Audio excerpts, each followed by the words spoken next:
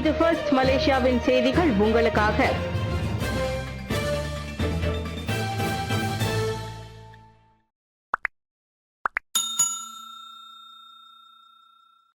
Tun மகாதீருக்கு இடுப்பு எலும்பு முறிவு, அறுவை சிகிச்சை சாத்தியமில்லை முக்ரிஸ். துன் டாக்டர் மகாதீர் முகமதற்கு 100 வயதுக்கு மேல் இருப்பதால் அவரது இடுப்பு எலும்பு முறிந்ததை குணப்படுத்த அறுவை சிகிச்சை செய்ய வேண்டாம் என்று மருத்துவர்கள் ஆலோசனை கூறியிருப்பதாக அவரது மகன் நதஸ்ரீ முக்ரிஸ் மகாதீர் கூறியுள்ளார். பிரதமர் வீட்டின் பால்கனியில் உடற்பயிற்சி செய்யும் போது தவறி விழுந்து இடுப்பு எலும்பு முறிந்ததாக நேற்று சமூக ஊடகங்களில் வெளியிட்ட ஒரு வீடியோவில் முக்ரிஸ் தெரிவித்தார். தனது தந்தை 2 முதல் 3 வாரங்கள் மருத்துவமனையில் இருக்க வேண்டியிருக்கும் என்று அவர் சுட்டிக்காட்டினார். அவருக்கு அறுவை சிகிச்சை செய்வது புத்திசாலித்தனமான வழி அல்ல என்பதால் அவர் குணமடைய சிறிது காலம் தேவைப்படும். அதோடு குடும்பத்திற்கு வாழ்த்துக்களை குறுஞ்செய்தி மூலம் அனுப்பிய அனைவருக்கும் முக்ரிஸ் தனது நன்றியையும் தெரிவித்துக் கொண்டார். உதவித்தொகை குறைந்த போதிலும் மை 50 பாஸ் சலுகையை அரசாங்கம் தொடரும். அந்தோனி லோக். நிதி அமைச்சு வழங்கிய ஒதுக்கீட்டை விட பிரசரணா மலேசியா பிரகத் மானிய கோரிக்கைகள் அதிகமாக இருந்தாலும் பொது போக்குவரத்து பயன்பாட்டை ஊக்குவிக்க மை 50 மாதாந்திர பாஸ் முயற்சியை அரசாங்கம் தொடரும். போக்குவரத்து அமைச்சிற்கான 200 மில்லியன் ரிங்கிட் ஒதுக்கீடு மானியத்தின் ஒரு பகுதியை மட்டுமே உள்ளடக்கியது. இது மை 50 பாஸ் பயனருக்கு மாதத்திற்கு 100 ரிங்கிட் அல்லது ஆண்டுதோறும் 1200 ரிங்கிட் ஆகும் என போக்குவரத்து அமைச்சர் அந்தோனி லோக் தெரிவித்தார். பிரசரணாவின் கோரிக்கைகள் உண்மையில் 200 மில்லியன் ரிங்கிட் ஒதுக்கீட்டை விட அதிகமாக இருப்பதால் சில இழப்புகளை ஏற்க வேண்டியுள்ளது. 200 மில்லியன் ரிங்கிட் கூட மை 50 பாஸ் திட்டத்தின் செலவை முழுமையாக ஈடுகட்ட போதுமானதாக இல்லை. இருந்த போதிலும் மை 50 பாஸ் முயற்சியை பராமரிப்பதில் நாங்கள் உறுதியாக இருக்கிறோம். கடந்த ஆண்டு பட்ஜெட் கட்டுப்பாடுகள் இருந்த போதிலும் ஆண்டு இறுதி வரை திட்டத்தை தொடர்ந்தோம் என அந்தோனி லோக் விவரித்தார். கிராடல் ஃபண்ட் சிஇஓ கொலை வழக்கு, சமீரா மற்றும் இருவரின் விடுதலை உறுதி. கிராடல் ஃபண்ட் நிறுவனத்தின் தலைமை நிர்வாகி நஸ்ரின் ஹசான் கொலை வழக்கில் அவரது மனைவி சமீரா முசாஃபர் மற்றும் மேலும் 2 மீது விதிக்கப்பட்டிருந்த குற்றச்சாட்டுகளில் இருந்து அவர்கள் விடுதலை செய்யப்பட்டிருக்கும் தீர்ப்பை நீதிமன்றம் நேற்று உறுதிப்படுத்தியுள்ளது. நீதிபதி ஹக்கீம் அபுபக்கர் தலைமையிலான 3 நீதிபதிகள் கொண்ட அமர்வானது கொலை குற்றச்சாட்டுகளை மீண்டும் கொண்டு வர வேண்டும் என்ற அரசு தரப்பின் மேல்முறையீட்டை நிராகரித்தது. சந்தேக நபர்கள் 3வரும் நஸ்ரினுக்கு தீங்கு விளைவித்ததாக எந்த உந்துதலும் நிரூபிக்கப்படவில்லை என நீதிமன்றம் தெரிவித்தது. இந்த வழக்கு சூழ்நிலை ஆதாரங்களை அடிப்படையாக கொண்டிருந்தாலும் அவை கொலை குற்றத்தை நிரூபிக்க போதுமானதாக இல்லை என்றும் நீதிமன்றம் கூறியது.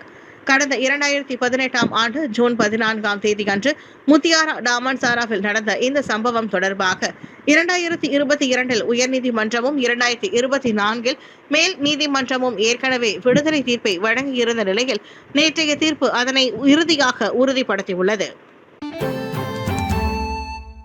கேமரன் மலையில் போலீஸ் அதிகாரிகளுக்கு 100 ரிங்கிட் லஞ்சம் வழங்க முன்வந்த வங்காளதேச காய்கறி தோட்ட தொழிலாளிக்கு 2 மாதம் சிறை.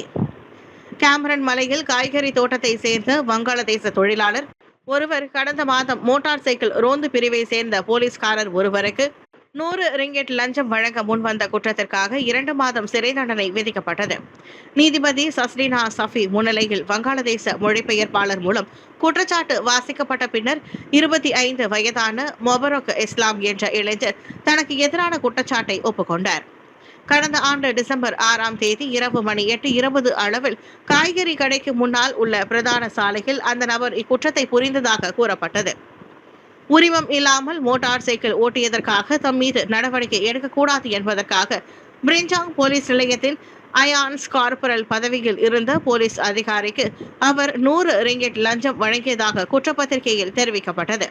இதனைத் தொடர்ந்து நேற்று முதல் 2 மாதம் சிறை தண்டனையை அனுபவிக்கும்படி அந்த இளைஞருக்கு நீதிபதி சஸ்ரீனா உத்தரவிட்டார்.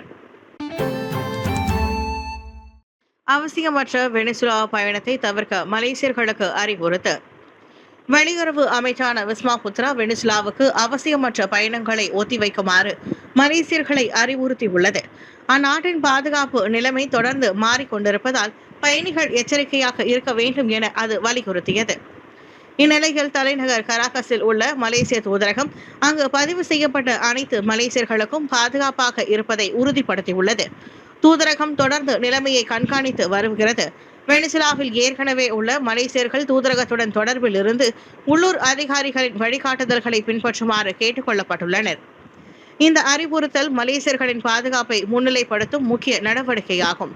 வெனிசுலாவுக்கு சிறப்பு கமாண்டோ படையை அனுப்பி அதிபர் நிக்கோலஸ் மடுரோவை அமெரிக்கா கைது செய்து கொண்டு சென்றதை அடுத்து இந்த தென் அமெரிக்க நாட்டில் அசாதாரண சூழல் நிலவுகிறது. குடியுரிமையை கைவிடும் மலேசியர்களில் 93% பேர் சிங்கப்பூரை தேர்ந்தெடுத்தனர். கடந்த 5 ஆண்டுகளில் 61,000க்கும் அதிகமான மலேசியர்கள் தங்களது குடியுரிமையை கைவிட்டுள்ளனர். அவர்களில் 93% மேற்பட்டோர் சிங்கப்பூருக்கும் இடம்பெயர்வதையே தேர்வு செய்துள்ளதாக தேசிய பதிவிலாக்காவான JPN கூறியுள்ளது. பொருளாதார வாய்ப்புகள் மற்றும் குடும்ப காரணங்களே இந்த முடிவுக்கான முக்கிய காரணங்களாக இருப்பதாக அதன் தலைமை இயக்குநர் டத்தோ பட்ருல் ஹிஷாம் அலியாஸ் தெரிவித்தார். சிங்கப்பூரில் வேலை, நிலையான வருமானம் மற்றும் குடியுரிமை பெறும் சாதியம் மலேசியர்களை ஈர்த்து வருவதாக அவர் விளக்கினார். இதனிடையே 31 முதல் 40 வயதிற்கு உட்பட்டவர்களே அதிக அளவில் குடியுரிமை கைவிடும் தரப்பாக உள்ளனர். மலேசியா இரட்டை குடியுரிமையை அனுமதிக்காததால் வெளிநாட்டு குடியுரிமை பெறுவோர் தங்களது மலேசிய குடியுரிமையை கட்டாயம் கைவிட வேண்டியது உள்ளது. உலகின் நீளமான நெடுஞ்சாலை சுரங்கப்பாதை சீனாவின் புதிய சாதனை.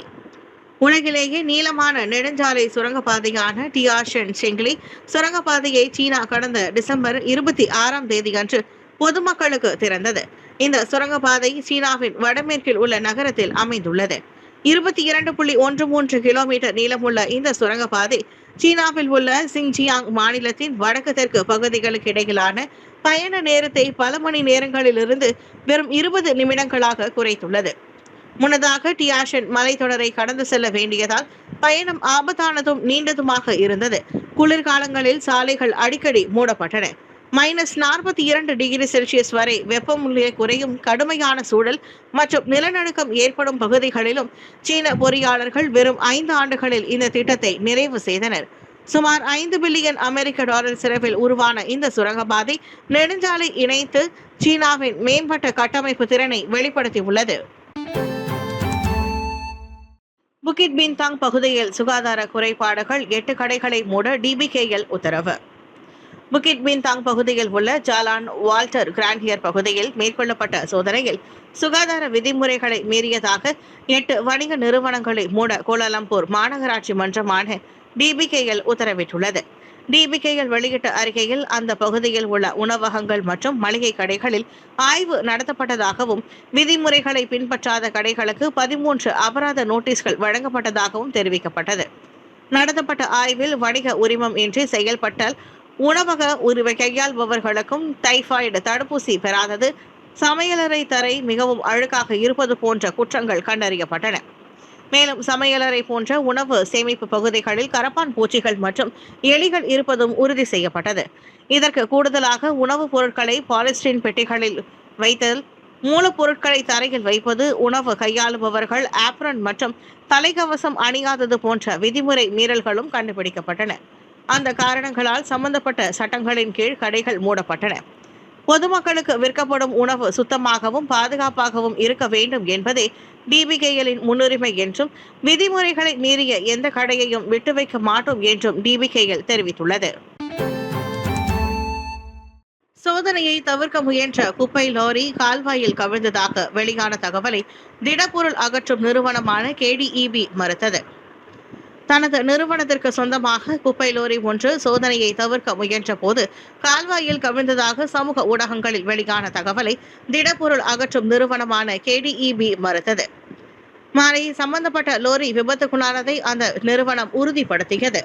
சம்பவம் நடந்த நேரத்தில் திடக்கழிவு பொருட்கள் சேகரிப்பு பணிகளை முடித்த பிறகு அதனை அகற்றுவதற்காக அந்த லோரி குப்பை கொட்டும் மையத்திற்கு கொண்டு சென்றது. அந்த லோரி சாலையிலிருந்து சறுக்கி கால்வாயில் விழுந்ததாக நம்பப்படுகிறது. சம்பவம் நடந்த நேரத்தில் சுற்றுச்சூழல் மற்றும் சாலை நிலைமையையும் காரணமாக இருக்கக்கூடும் என்ற சாத்தியங்களையும் நிர்வாகம் மேற்கொண்டு வரும் விசாரணையில் ஆராயப்பட்டு வருவதாக KDEB நிறுவனம் வெளியிட்ட அறிக்கையில் தெரிவிக்கப்பட்டது. பின்னர் இழுவை சேவை நிறுவனத்தின் உதவியுடன் கால்வாயில் இருந்து லோரி வெற்றிகரமாக வெளியே இழுக்கப்பட்டு பழுது பார்க்கும் பட்டறைக்கு கொண்டு செல்லப்பட்டது. பூச்சோங்கில் பதப்படுத்தப்பட்ட உணவு தொழிற்சாலை தீ.